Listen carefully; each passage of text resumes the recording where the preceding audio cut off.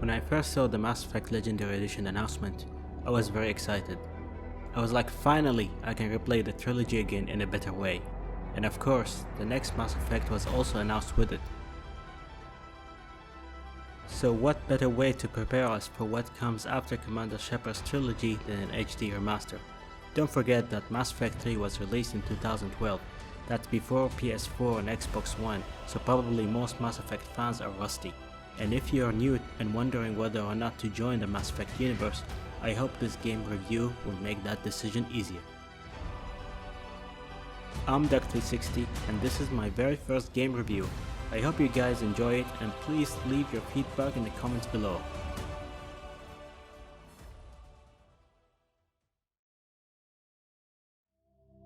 Mass Effect 1 Legendary Edition, that's the first game in the collection and that's where you'd want to start. Originally released back in 2007 on Xbox 360. It is the hardest game in the entry to play, not in difficulty, but in how outdated the game feels, at least to me it was. That's also why in the Legendary Edition most of the work went on Mass Effect 1 to make it feel more modern. And let me tell you, they did a rather decent job at that. The game definitely doesn't look like a 2007 game, but it still feels a bit old in some areas where it plays like an old outdated game. The developers could have implemented few quality of life improvements to help it more. Welcome to Alliance Military Database. Classified information requested. You start this game with a character creation. You can pick your gender, your background, and your psychological profile. These last two decisions are mentioned several times throughout the game and there are some unique quests for each of these choices. Next, you customize your character's looks and of course choose a class. The entire character customization was replaced with the one from Mass Effect 3, so your Shepard can look as good as the latest entry and keeps a consistent look throughout the series. But still, the entire character creation is pretty average. No matter what you do, your Shepard will always have an uncanny valley look. When you're dropped into your first mission, you'd immediately notice how much this place has changed graphically if you played the game before. BioWare did a fantastic job with the graphical enhancements this game received. Graphically, the game does look modern now, though facial animations can still look weird at times. The eyes of Earth are on you. Don't let us down. Thank you for your time, Commander Shepard. The gameplay is like most third-person shooters during combat, like taking cover and regenerating. You have two companions with you during missions which you can command around, and you can use abilities like shocking, stunning, or hacking if the enemies are robots. Though most abilities feel the same and unimpactful, crowd controls and buffing abilities are the only ones that felt useful. That was satisfying. I played the game on the hardest difficulty called Insanity difficulty, and even with that the game wasn't hard.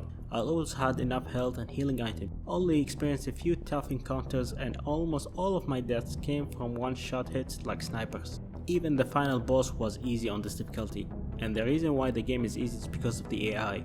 The AI is extremely disorganized and their behavior is so random in a bad way. It's like they forgot to add intelligence in the word AI.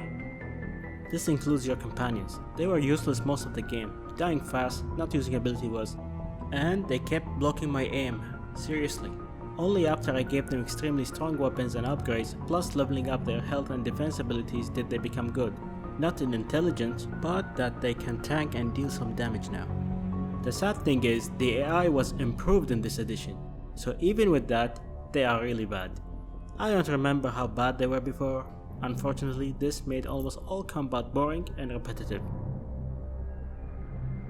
Speaking of repetitive stuff, the side content in this game is nowhere as good as the main content. In fact, I'd recommend skipping any side content that isn't related to your main mission or isn't in your path. Those are the ones that require you to explore star systems in the galaxy map. You go in some cluster or system, get a message about investigating some planet, land on the planet, which some of them look pretty cool.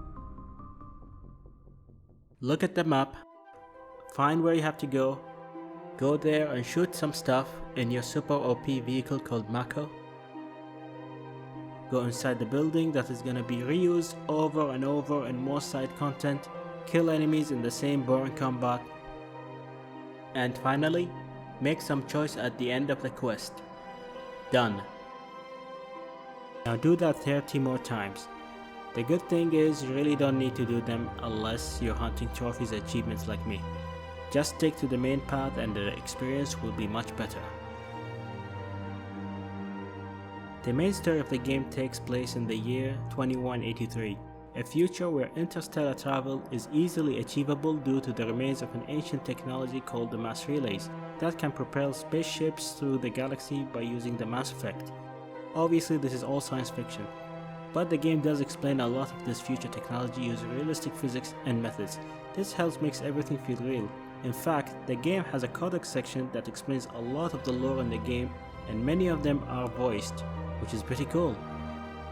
The lore is a pretty interesting one. It revolves around the mystery of a race of giant machines called Reapers that are supposedly coming to end all life.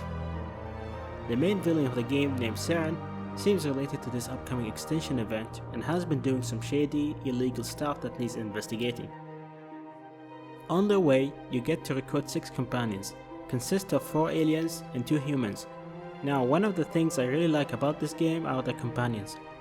They all feel unique and are well written. They have a real reason why they are following you against Saren. This is important to me because not only does it build the characters better, but also because I feel I have recently seen a lot of RPG games where companions join your party without any valid reason. They just join you for the sake of the developer wanting them in your party. Not in Mass Effect 1. Each one of them is here because of a valid reason. The relationships you build with your companions are pretty amazing and well written, and it is one of the strongest features in the game actually. In fact, the entire conversation system in Mass Effect is a main feature of the whole game. So much so you'd end up spending time talking with your companions and other NPCs more than actually playing the game. I don't know which was worse, the cold or the corporations. One will freeze your balls off, the other will sell them out from under you. With all due respect, Commander. Now, that's a good thing and a bad thing. To those who prefer action-packed games, this is your main red flag. Those conversations can take a big chunk of time, and they can be numerous when you first start a new area like the biggest hub, the Citadel. You get to make choices on how your Shepard responds in these conversations. It helps build your character the way you want it and also deepens your bond with Shepards and other NPCs. Unfortunately, the conversation system can be off sometimes. The choices you select most often are not close to what Shepards end up saying, making your intentions different from what actually happens. I don't make a habit of placing my people under someone else's command. And also, the game doesn't give any indication on what each choice does. Let's talk about the music of the game.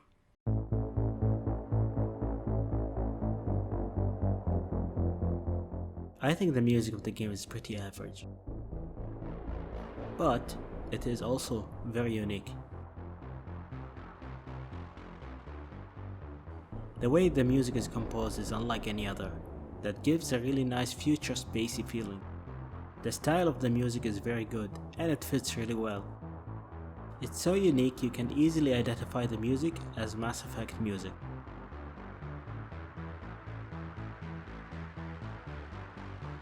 Overall, BioWare did improve Mass Effect 1 a lot. Even though I haven't played the Legendary Edition of the next 2 games, I still feel it's the weakest of them.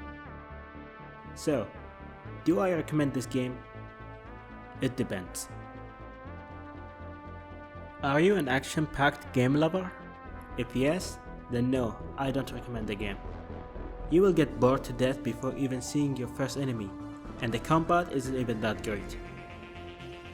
If you're someone who's in it for the lore, the story, and the overall experience of the Mass Effect universe, then I definitely recommend the game. Despite its several flaws, it's still a very enjoyable game. I give Mass Effect 1 Legendary Edition a 7.5.